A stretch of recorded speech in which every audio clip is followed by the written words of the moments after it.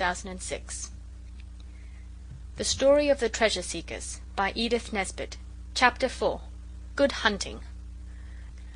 When we had got that 4 shillings by digging for treasure, we ought by rights to have tried Dicky's idea of answering the advertisement, about ladies and gentlemen and spare times and £2 a week, but there were several things we rather wanted.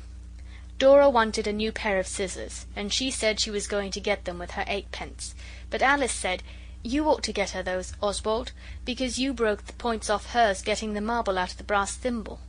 It was quite true, though I had almost forgotten it, but then it was H.O. who jammed the marble into the thimble first of all, so I said, "It's H.O.'s fault as much as mine, anyhow. Why shouldn't he pay?" Oswald didn't so much mind paying for the beastly scissors, but he hates injustice of every kind.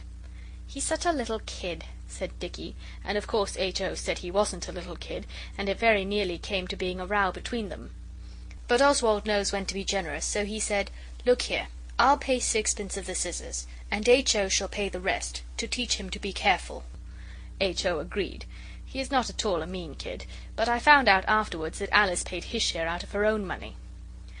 Then we wanted some new paints, and Noel wanted a pencil and a halfpenny account book to write poetry with, and it does seem hard never to have any apples. So, somehow or other, nearly all the money got spent, and we agreed that we must let the advertisement run loose a little longer. "I only hope," Alice said, "that they won't have got all the ladies and gentlemen they want before we have got the money to write for the sample and instructions." And I was a little afraid myself, because it seemed such a splendid chance. But we looked in the paper every day, and the advertisement was always there, so we thought it was all right. Then we had the detective try on, and it proved no go, and then, when all the money was gone, except a halfpenny of mine and 2 pence of Noel's and 3 pence of Dicky's and a few pennies that the girls had left, we held another council. Dora was sewing the buttons on H.O.'s Sunday things. He got himself a knife with his money, and he cut every single one of his best buttons off. You've no idea how many buttons there are on a suit. Dora counted them.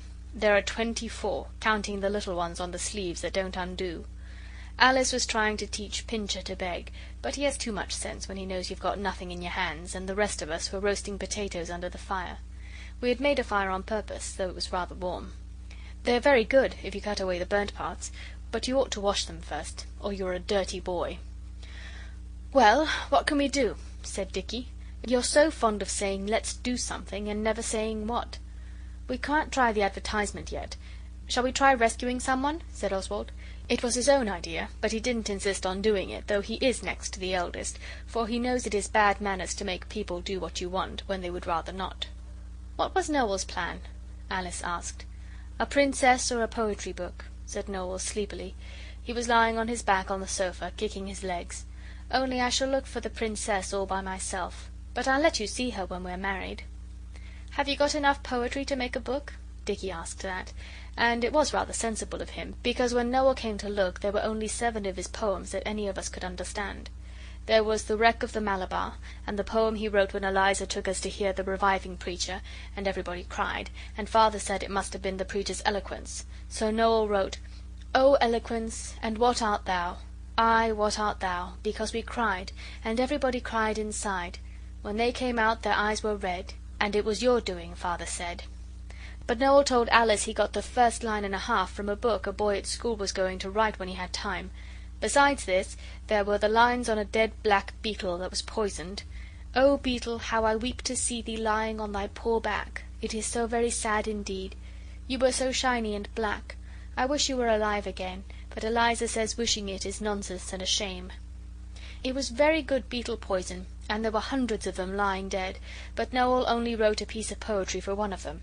He said he hadn't time to do them all, and the worst of it was he didn't know which one he'd written it to, so Alice couldn't bury the beetle and put the lines on its grave, though she wanted to very much. Well, it was quite plain that there wasn't enough poetry for a book. "We might wait a year or 2, said Noel. "I shall be sure to make some more some time. I thought of a piece about a fly this morning that knew condensed milk was sticky." "But we want the money now," said Dicky, "and you can go on writing just the same. It will come in some time or other." "There's poetry in newspapers," said Alice. "Down, Pincher! You'll never be a clever dog, so it's no good trying." "Do they pay for it?" Dicky thought of that. He often thinks of things that are really important, even if they are a bit dull. "I don't know. But I shouldn't think anyone would let them print their poetry without. I know I wouldn't." That was Dora. But Noel said he wouldn't mind if he didn't get paid, so long as he saw his poetry printed and his name at the end. "We might try, anyway," said Oswald. He's always willing to give other people's ideas a fair trial. So we copied out The Wreck of the Malabar and the other 6 poems on drawing paper. Dora did it, she writes best. And Oswald drew a picture of the Malabar going down with all hands. It was a full rigged schooner, and all the ropes and sails were correct, because my cousin is in the Navy and he showed me. We thought a long time whether we'd write a letter and send it by post with the poetry, and Dora thought it would be best, but Noel said he couldn't bear not to know at once if the paper would print the poetry, so we decided to take it. I went with Noel because I am the eldest, and he is not old enough to go to London by himself. Dicky said poetry was rot, and he was glad he hadn't got to make a fool of himself. That was because there was not enough money for him to go with us. H.O. couldn't come either, but he came to the station to see us off and waved his cap and called out, "Good hunting," as the train started. There was a lady in spectacles in the corner. She was writing with a pencil on the edges of long strips of paper that had print all down them. When the train started she asked, "What was that he said?" So Oswald answered, "It was Good Hunting. It's out of the Jungle Book." "That's very pleasant to hear," the lady said. "I am very pleased to meet people who know their Jungle Book. And where are you off to? The Zoological Gardens to look for Bagheera?" We were pleased, too, to meet someone who knew the Jungle Book. So Oswald said, "We are going to restore the fallen fortunes of the House of Bastable, and we have all thought of different ways, and we're going to try them all. Noel's way is poetry. I suppose great poets get paid?" The lady laughed. She was awfully jolly, and said she was a sort of poet too, and the long strips of paper were the proofs of her new book of stories. Because before a book is made into a real book with pages and a cover, they sometimes print it all on strips of paper, and the writer makes marks on it with a pencil to show the printers what idiots they are not to understand what a writer means to have printed. We told her all about digging for treasure and what we meant to do. Then she asked to see Noel's poetry, and he said he didn't like. So she said, "Look here, if you'll show me yours, I'll show you some of mine." So he agreed. The jolly lady read Noel's poetry, and she said she liked it very much, and she thought a great deal of the picture of the Malabar. And then she said, "I write serious poetry like yours myself, too, but I have a piece here that I think you will like, because it's about a boy." She gave it to us, and so I can copy it down, and I will, for it shows that some grown-up ladies are not so silly as others. I like it better than Noel's poetry, though I told him I did not, because he looked as if he was going to cry. This was very wrong, for you should always speak the truth, however unhappy it makes people, and I generally do, but I did not want him crying in the railway carriage. The lady's piece of poetry. "Oh, when I wake up in my bed and see the sun all flat and red, I'm glad to have another day for all my different kinds of play. There are so many things to do, the things that make a man of you, if grown-ups did not get so vexed and wonder what you will do next. I often wonder whether they ever made up our kinds of play, if they were always good as gold, and only did what they were told. They like you best to play with tops and toys in boxes bought in shops. They do not even know the names of really interesting games. They will not let you play with fire, or trip your sister up with wire. They grudge the tea-tray for a drum, or booby-traps when callers come. They don't like fishing, and it's true you sometimes soak a suit or two.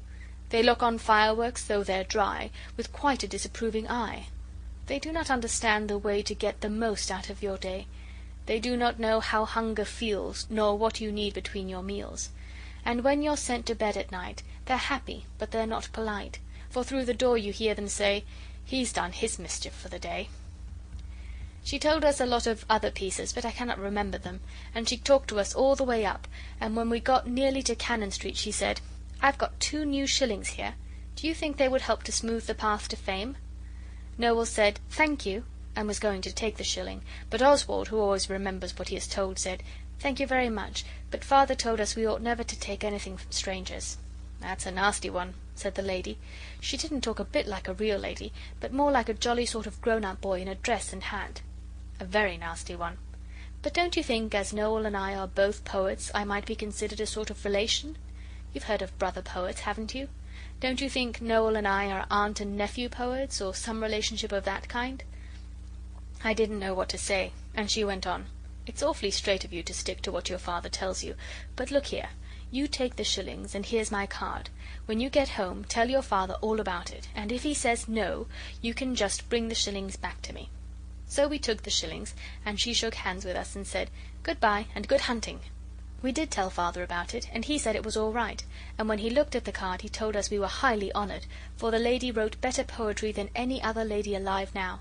We had never heard of her, and she seemed much too jolly for a poet. Good old Kipling! We owe him those 2 shillings as well as the Jungle Books. End of chapter 4.